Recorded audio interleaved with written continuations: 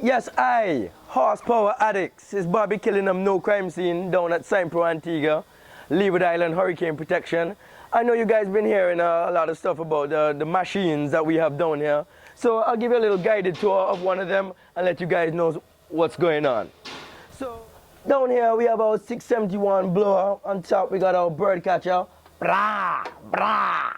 Real action going on here. Sitting down on top of a 500 cubic inch aluminum Hemi engine, right? This engine was designed by Brad Anderson Engineering. Big shout out to those guys over at Bay. Every time, Brad, you know how we do it. Down here, guys, we got our fuel tank right here, nice and shiny. But inside our fuel tank, we won't be going to D's, Texaco, or Rubis or anything like that. We'll be running around 85% nitromethane and about 15% methanol. And our next race car, which is probably somewhere around here, you may never know. In our other race car, we'll be looking to run a ratio maybe 90% nitromethane to about 10% methanol, right? So this machine is a beast, really and truly. We're looking at something about maybe around 3,000 to 5,000 horsepower, depending on how the driver's feeling when he wakes up. Can you believe it? 3,000 to 5,000, no mistake, no mistake. This thing is extremely loud. We have some exhaust here. I learned earlier that these are called zoomies. Saying these zoomies have been rated to about 150 to 160 decibels. In layman terms, if you get too close, you're deaf. Can't hear anything. You understand?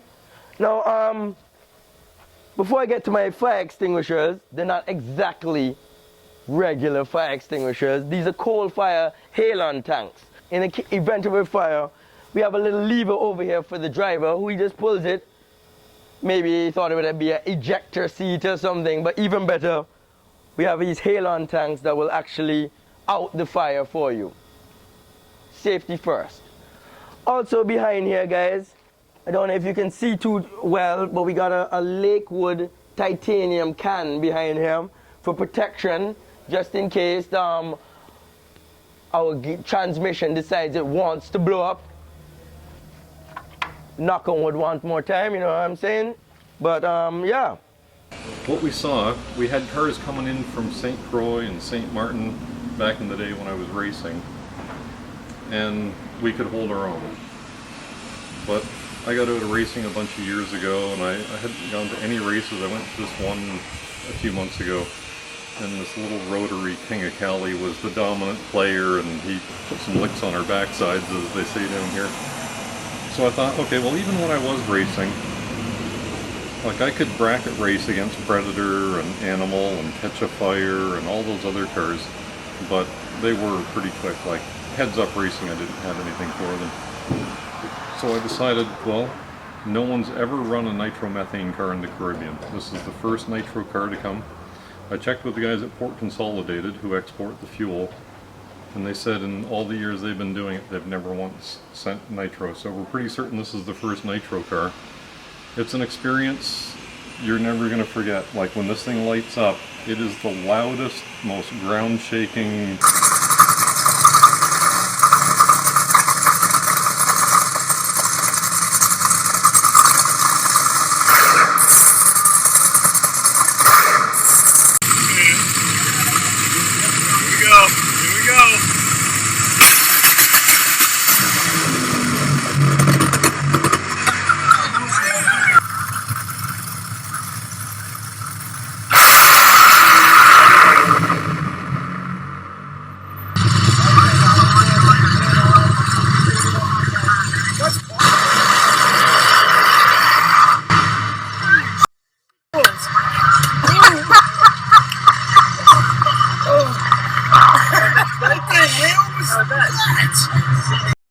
It makes that jet car look like a little sewing machine.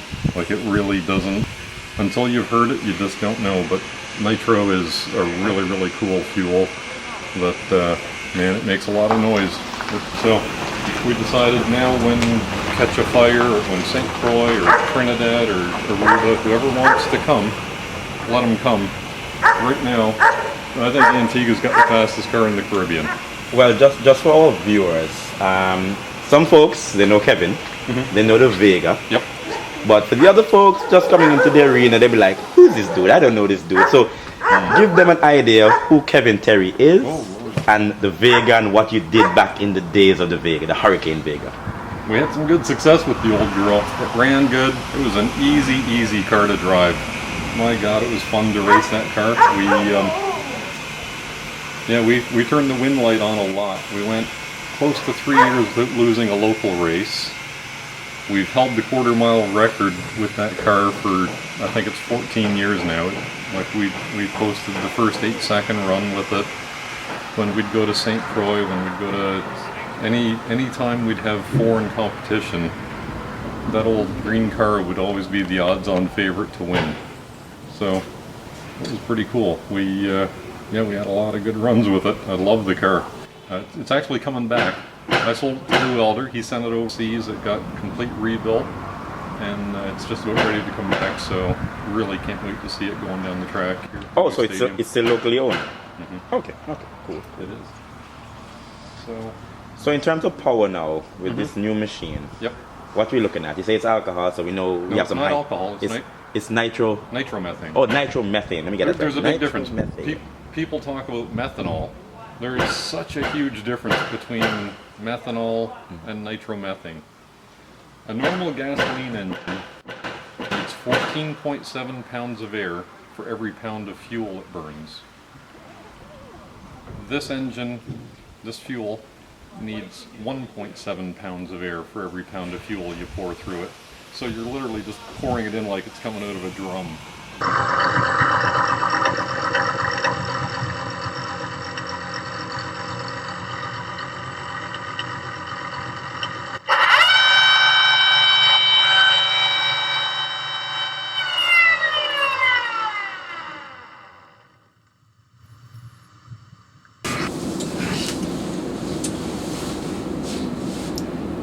Yeah, with nitromethane, you can just keep pouring horsepower to it until it explodes. Like, more fuel means more power means more chance of the top of the blower coming off or the side of the block coming apart.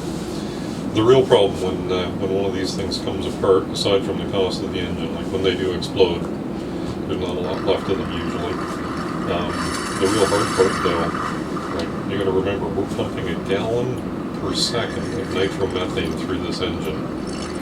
So when it explodes, you've got this 12 liters of 70 weight oil, so the oil's as thick as honey or tar. It sprays all over the inside of the body, and you're spraying nitromethane at a rate of 1 gallon per second onto this explosion.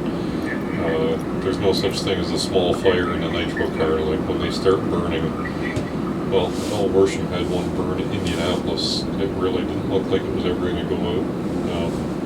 When Ron Capps popped one of them, I think it was at Charlotte, he popped a motor. And the percussion was so bad under the body, like there's a burst panel on the front of the car that should pop open. For some reason his burst panel didn't open up. So the whole impact of that explosion was held right inside the car, and you could see afterwards he like really knocked the wind out of him. It was a hard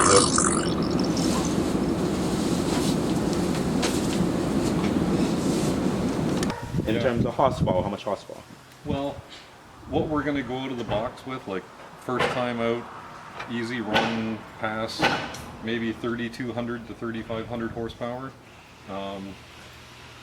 We can comfortably run it at 4,000 without hurting a lot of stuff, and I think we could tweak it as high as 5,000 without it grenading. I think 5,000 would be the maximum we're ever going to squeeze out of it. After that, we really do have to go to a billet block, a bigger blower, dual magneto systems. It's all in the cards. I would like to see us get there, but this one's going to be our stepping stone to get to that dual mag 1471 high helix blower engine. Now, our viewers, we watch a lot of racing. We watch a lot of different types of racing. We may not have gotten up close to a lot of it, but we see it all the time on television. And with a car like this, maintenance is key.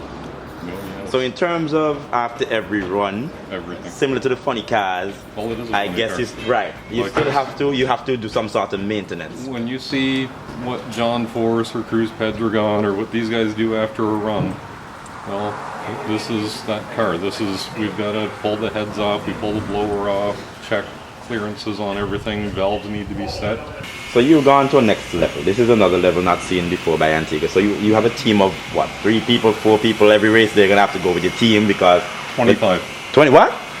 Well, it's part of the company. This car was built, or it was paid for, by my shutter installers and my sign installers, the people that cut vinyl, the people that sandblast headstones. Everything we do goes towards getting this car. Everyone's got different jobs. Actual engine builders, we bring 2 engine technicians, 2 nitromethane specialists on any race. Anytime we want to start it, we got to bring 2 guys in to just get the engine where we need it and get ready. But as far as setting up the tent on the trailer, setting up like an operation like this takes a lot of manpower. But we've got it here, like the same guys that I trust to do really good jobs on people's homes with their roll shutters and awnings and everything. They're pretty good at doing the stuff we need here on this team. Well, couldn't have come at a better time because we see some major changes up at the stadium. Well, the government's putting some money into the track, and it's really good of them. It's good on a bunch of levels.